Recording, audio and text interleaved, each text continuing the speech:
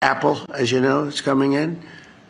And I had a little problem with Tim Cook yesterday. I said to him, Tim, you're my friend. I treated you very good. You're coming in with $500 billion, but now I hear you're building all over India. I don't want you building in India. You can build in India if you want to take care of India, because India is the highest, one of the highest tariff nations in the world. It's very hard to sell into India. And they've offered us a deal where basically they're willing to literally charge us no tariff.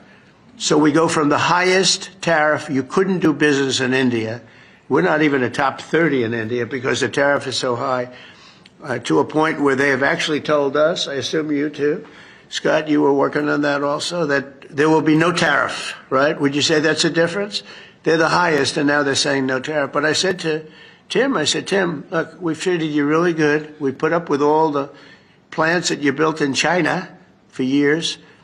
Now you got to build us. We're not interested in you building in India. India can take care of themselves. They're doing very well.